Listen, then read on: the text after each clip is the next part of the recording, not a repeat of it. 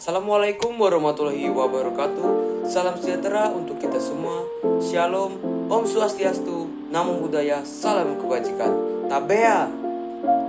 Selamat pagi, siang, sore, maupun malam, Ibu Guru. Perkenalkan, nama saya Rizky Dwi Anggara Subarka, mewakili kelompok 1, akan mempresentasikan hasil kerja kami mengenai sejarah komputer. Komputer merupakan sekumpulan alat elektronik yang bekerja sama untuk menerima, mengolah, dan menampilkan data kepada pengguna.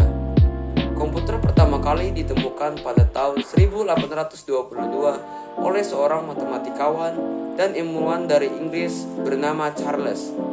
Banyak ilmuwan lain yang ikut berkontribusi dalam sejarah komputer seperti Alan Turing dan Lovelace. Bentuk maupun fitur komputer yang saat ini kita gunakan pasti jauh berbeda dengan komputer zaman dulu. Perkembangannya dari pertama masuk pasar hingga sekarang dibagi menjadi 5 generasi. Setiap generasi komputer mempunyai inovasinya yang memungkinkan perangkat ini bisa berkembang pesat. Komputer generasi pertama tahun 1940 sampai 1956. Perangkat yang pertama ini ternyata dikembangkan untuk desain peluru kendali dan pesawat. Penggagas komputer generasi pertama adalah Konrad Zuse, seorang insinyur dari Jerman. Komputer ini memanfaatkan tabung hampa udara untuk sirkuit dan drum magnetik sebagai memori. Komputer generasi pertama ini dikenal sangat mahal dan besar. Besarnya hingga bisa menempati seluruh ruangan, contohnya ENIAC. Komputer pertama dunia yang memiliki tinggi 2,4 meter, panjang 30 meter, dan berat 30 ton. Komputer generasi ini juga mengandalkan machine language, yakni level bahasa pemrograman paling rendah yang dimengerti komputer.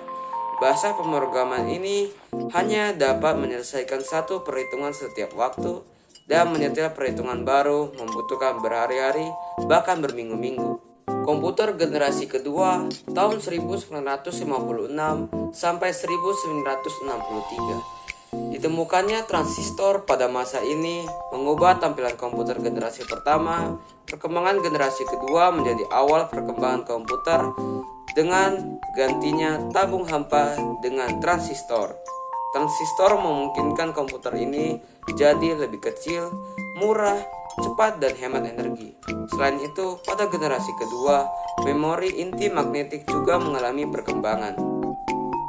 Komputer generasi ketiga 1964 sampai 1971. Komputer generasi ketiga ditandai dengan pengembangan integrated circuit. Dalam pemakaiannya, transistor menjadi komputer cepat panas. Hal ini mengakibatkan komputer generasi kedua mulai digantikan pada tahun 1958. Jack Billy menciptakan IC atau Integrated Circuit Chip.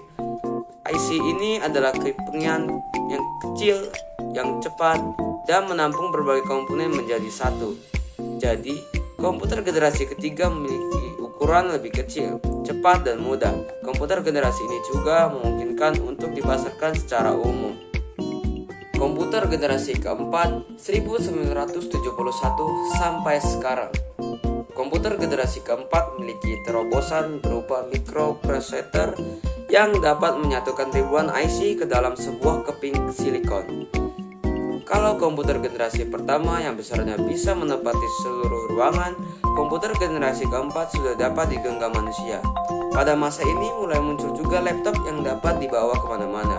Seiring waktu mereka pun dapat dihubungkan dalam sebuah jaringan, yang kemudian menjadi awal perkembangan internet. Demikian presentasi dari saya. Akhir kata, wassalamualaikum warahmatullahi wabarakatuh. Salam sejahtera untuk kita semua. Shalom, Om Swastiastu, Namo Buddhaya, salam kebajikan. Tabea.